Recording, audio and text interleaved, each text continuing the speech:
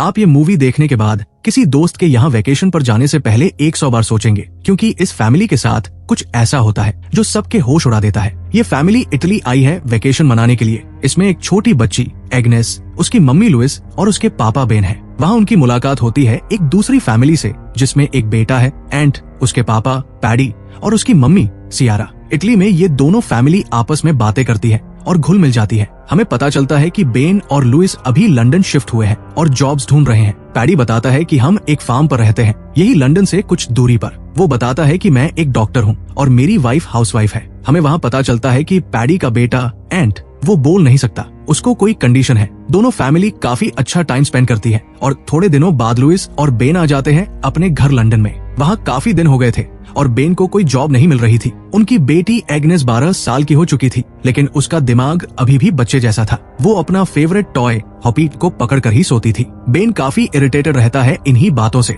एक दिन वो घर पर आता है इरिटेट होकर, तो उसको लुइस बताती है कि तुम्हारा दोस्त पैडी और सियारा बुला रहे हैं हमें, और बेन को एक फोटो देती है जिसके पीछे पैडी और बेन ने इनविटेशन दिया है वेकेशन मनाने के लिए। बेन बोलता है कि हमें चलना चाहिए, अपना दिमाग फ्रेश करना चाहिए। लुइस बोलती है कि हम उन्हें सही से जानते भी नहीं हैं, जाना सही रहेगा क्या? बेन हाँ बोलता है और ये फैमिली निकल पड़ती है पैडी के घर की तरफ। उसका घर देश के एक अलग ही कोने में था। रात हो जाती है और वहाँ पर फोन के सिग्नल्स भी नहीं आते। वो सभी लोग पैडी के घर पहुँच जाते हैं और वहाँ सभी खुश होते हैं। वहाँ पैडी और सियारा ने अपना घर बहुत ही प्यारा बनाया था और वो दुनिया की लेटेस्ट टेक्नोलॉजी से बिल्कुल डिस्कनेक्टेड रहते थे। सियारा लुइस और बेन को उनका रूम दिखाती है और एग्नेस को एंट के रूम में ले जाती है। एंट उनकी तरफ देखता नहीं है और अपने काम में लगा रहता है। ये लोग नीचे आते हैं और खाना खाते हैं। जब बेन बाहर कूड़ा फेंकने आता है, तभी पीछे से एंट आकर बेन को मुंह खोलकर कुछ बोलने की कोशिश करता है। बेन समझ नहीं पाता और तभी पैडी आता है और पैडी से बोलता है कि तुम्हारा सोने का टाइम हो गया है। पैडी सभी को बताता है कि एंट बोल नहीं पाता,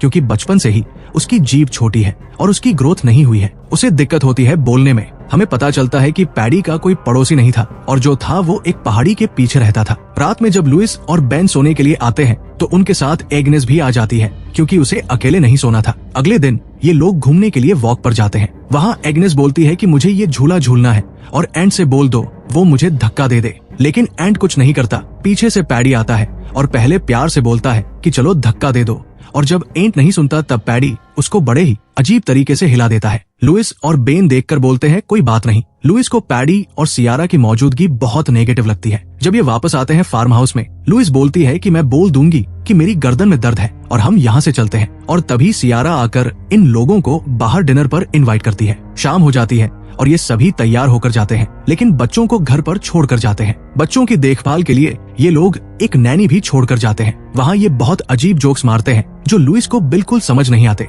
डिनर पर आकर ये सभी बातें करते हैं और स्थिति बहुत अजीब हो जाती है, क्योंकि लुइस और पैडी बहस करने लगते हैं। लुइस को ये लोग बिल्कुल भी समझ नहीं आ रहे थे और इनके जोक्स लुइस बिल्कुल टॉलरेट नहीं कर पा रही थी। वापस घर पर एंट और एग्नेस हाइड एंड सीख रहे थे बेबी सिटर के साथ। एंट एग्नेस को पैडी के कमरे में ले जाता है और एक ड्रॉर खोलकर एक घड़ी दिखाता है। एग्नेस समझ नहीं पाती कि वो क्या बताना चाह रहा है। फिर वो घड़ी के पीछे कुछ लिखे हुए की तरफ इशारा करता है और तभी वहाँ बेबी सिटर आने ही वाला होता है। एंट जल्दी से घड़ी रखकर निकल जाता है। दूसरी तरफ ये लोग खाना खाकर चले जाते हैं और पूरा बिल बेन को देना पड़ता है। दूसरी तरफ एंट एग्नेस को उठाता है और बोलता है शांत रहना। वो अपनी टी शर्ट ऊपर करके दिखाता है कि उसके पेट पर बहुत निशान है, जैसे किसी ने उसे मारा हो। एग्नेस पूछती है ये किसने किया? तभी बाहर कुछ हलचल होती है और ये दोनों सोने की एक्टिंग करने लगते हैं। रात में बेन और लुइस का किसी बात पर झगड़ा हो जाता है और वे एक दूसरे से लड़कर सो जाते हैं। आधी रात में जब लुइस की नींद खुलती है तो वो एग्नेस को देखने ऊपर जाती है, लेकिन एग्नेस अपने कमरे में नहीं होती।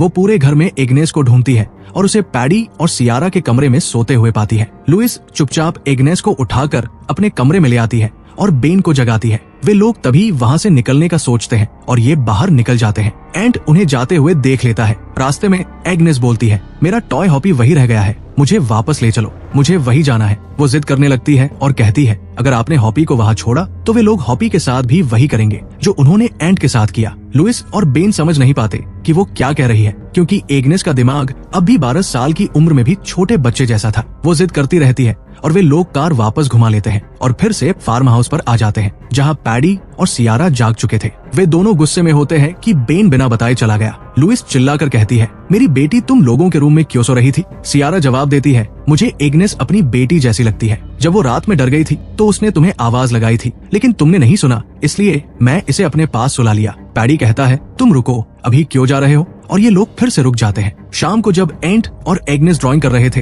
तब एंट एक पेपर पर कुछ लिखकर एग्नेस को देता है, लेकिन उसने सही से नहीं लिखा था क्योंकि वो एक छोटा बच्चा था। एग्नेस समझ नहीं पाती। तभी सियारा आ जाती है और एंट पेपर छुपाने के लिए उसे खा जाता है। एग्नेस समझ जाती है कि एंट को मदद चाहिए। वो चुपचाप अपनी मम्मी को बताती है कि एंट के साथ कुछ गलत हो रहा है। लुइस उस पर भरोसा नहीं करती और तभी सियारा आ जाती है। दूसरी तरफ पैडी और बेन हंटिंग पर जाते हैं और अपना स्ट्रेस चिल्लाकर निकालते हैं। जैसे ही वे लोग वापस आते हैं, लुइस का हाथ कट जाता है। जब वे कहते हैं कि अच्छा हुआ घर में एक डॉक्टर है, तो पैडी हंसकर कहता है, मैं डॉक्टर नहीं हूँ। बेन और लुइस दोनों चौंक जाते हैं। पैडी कहता है, मैं कोई काम नहीं करता, बस फार्मिंग से थोड़े पैसे आ जाते हैं। मैंने इटली में तुम्हें डॉक्टर इसलिए कहा था ताकि दोस्ती कर सकूं। लुइस और बेन डरने लगते हैं, लेकिन तभी सियारा और पैडी हंसते हुए कहते हैं कि ये एक मजाक था। शाम को एग्नेस और एंट डांस करके दिखाते हैं। एंट अच्छे से डांस नहीं कर पाता तो पैडी उस पर बहुत बुरी तरह से चिल्लाता है, जिससे एंट रोने लगता है। एग्नेस डर जाती है। पैडी कहता है, चलो एग्नेस, एक बार फिर से डांस करो, लेकिन लुइस पैडी के इस व्यवहार को देखकर मना कर देती है। हालांकि बेन कहता है, एक और बार करने दो। जब वे दोबारा डांस करते हैं, तब फिर से पैडी एंट पर चिल्लाता है। लुइस कहती है, ऐसे कौन बच्चों से बात करता है? सब लोग डर जाते हैं। सियारा कहती है, हम बस थोड़ा अलग तरीके से चीजें करते हैं। लुइस बेन को एक तरफ ले जाकर कहती है, मुझे यहाँ से अभी के अभी जाना है। बेन कहता है, अभी हम ज्यादा ड्रंक हैं, थोड़ी देर बाद चलेंगे। पैडी सोने चला जाता है। जब वो सो जाता है, तब एंट चुपचाप आता है और पैडी की पीठ से चाबी निकाल लेता है। फिर वो एग्नेस के साथ बॉल खेलता है और बॉल को ऐसी जगह पर फेंकता है जहां सियारा उसे न देख सके। इसके बाद एंट चुपके से चाबी निकालकर एक दरवाजा खोलता है। अंदर जाकर वो चारा हटाता है और एक बेसमेंट दिखाता है। नीचे जाकर एग्नेस को बहुत सारी बच्चों की चीजें जैसे टोपियां, जूते, बड़ों के कपड़े और बहुत सारे फोन दिखाई देते हैं। एंट एक किताब निकालता है जिसमें ऐसा कुछ होता है जो आपके होश उड़ा देगा। किताब में उन सभी लोगों की तस्वीरें होती है जिन्हें पैडी ने अपने घर बुलाया था। हर फोटो में पैडी और सियारा के साथ एक फैमिली होती है जिसमें एक बच्चा भी होता है। एंट अपनी फोटो निकालता है और इशारा करता है। एग्नेस कुछ समझ नहीं पाती। फिर एंट घड़ी की ओर इशारा करता है। ये वही घड़ी होती है जो उसने पहले एग्नेस को दिखाई थी। एग्नेस अब सब समझ जाती है। एंट इशारों में बताता है कि इन लोगों ने उसकी जीभ काट दी थी ताकि वह किसी को कुछ न बता सके और ये लोग उसके असली माता पिता नहीं हैं। एग्नेस से इशारा करता है कि वो फोटो ले ले। दोनों चुपचाप बाहर निकल आते हैं। अभी तक किसी ने ध्यान नहीं दिया था कि वे गायब थे। एंट वापस जाकर चाबी रखने की कोशिश करता है, लेकिन इस बीच पैडी जाग चुका था। एंट जल्दी से चाबी छुपा लेता है और पैडी से कहता है, मुझे पीठ पर उठा लो। पैडी उसे पीठ पर उठा लेता है और एंट चुपचाप से चाबी वापस पैडी की जेब में डाल देता है। बाहर एग्नेस अपने पिता को बुलाने की कोशिश करती है, लेकिन वे नहीं आते। फिर एग्नेस हल्का सा अपनी थाई पर चोट लगा लेती है ताकि ऐसा लगे कि उसे खून बह रहा है। जब लुइस ये देखती है तो वो एग्नेस के साथ बाथरूम में जाती है। वहाँ एग्नेस लुइस को सारी तस्वीरें दिखाती है। लुइस बहुत डर जाती है। वो कहती है, तुम बाथरूम में रहो जब तक मैं ना आऊं, और फिर बेन को बुलाकर सब कुछ बताती है। वे सभी लोग वहाँ से निकलने का सोचते हैं और बताते हैं कि एग्नेस की तबीयत ज्यादा खराब हो गई है। जब वे निकल रहे होते हैं तो कार का टायर पंक्चर हो जाता है। पैडी कहता है, चलो इसे ठीक करते हैं, और फिर वो बेन को एक कमरे में ले जाता है जहाँ बहुत सारे चाकू रखे होते हैं। वहाँ से टूल्स लेकर पैडी कार ठीक कर देता है। वे निकलने के लिए तैयार होते हैं, तब पैडी फिर से रोकता है और कहता है, तुम्हारा हॉपी अभी ऊपर ही है। एग्नेस कहती है, कोई बात नहीं, मुझे घर जाना है। लेकिन पैडी कहता है, चलो निकालते हैं। फिर बेन ऊपर चढ़कर हॉपी को ले आता है। वे जल्दी से कार में बैठ जाते हैं। कार स्टार्ट करते हैं और एंट से कहते हैं, गेट खोलने चलो एंट। लेकिन पैडी रिमोट से गेट अनलॉक कर देता है और वे लोग गेट से बाहर निकल जाते हैं। सभी बहुत डर में थे। जब एग्नेस पीछे मुड़कर देखती है तो पैडी हंसते हुए एंट को पूल में फेंक देता है और डूबने देता है। ये देखकर ये लोग कार घुमा लेते हैं और बेन एंट को बाहर निकालने जाता है। तभी गन लेकर सियारा और पैडी लुइस और एग्नेस के पास आते हैं। वे सभी को अंदर ले जाते हैं जहां पैडी लुइस से सभी पैसे अपने अकाउंट में ट्रांसफर करवा लेता है। पैडी एक इंजेक्शन में केटामाइन भरता है ताकि वो एग्नेस को बेहोश कर सके। तभी लुइस अपनी जेब में रखा छोटा सा चाकू पैडी के मुंह पर मारती है और सियारा से गन ले लेती है। वे लोग वहाँ से निकलते हैं। सियारा चिल्लाती रहती है, मेरी भी मदद करो, मैं भी यहाँ एक विक्टिम हूँ। ये लोग कार में बैठकर ड्राइव करते हैं और तभी पैडी का आदमी आकर उन पर गोलियां चला देता है। वे लोग वापस घर के अंदर आते हैं और सभी दरवाजे बंद कर देते हैं। फिर ये लोग लैंडलाइन से कॉल करने की कोशिश करते हैं, लेकिन तभी सियारा लाइन काट देती है। पैडी और सियारा बाहर से घर की लाइट्स ऑफ कर देते हैं। लुइस कहती है, हम दूसरी छत पर आग लगा देते हैं, कोई धुआं देखकर तो जरूर मदद के लिए आएगा। जैसे ही बेन आग लगाने जाता है, बाहर से उस पर गोलियां चलाई जाती है और वो आग वाली बोतल पैडी की गाड़ी पर गिर जाती है, जिससे पैडी की गाड़ी जलने लगती है। लुइस दोनों बच्चों को एक कबर्ड में छुपा देती है। बेन एक हथौड़ा लेता है और लुइस एसिड लेकर बचाव करती है। जब बाहर वाले तीनों अंदर आते हैं तो लुइस पैडी पर एसिड फेंक देती है और वे दोनों वहां से भागकर निकल जाती है। तीसरा आदमी इनको देख लेता है और मारने लग जाता है। बेन पीछे से हथौड़ा मारने आता है, लेकिन वो आदमी बेन पर भारी पड़ जाता है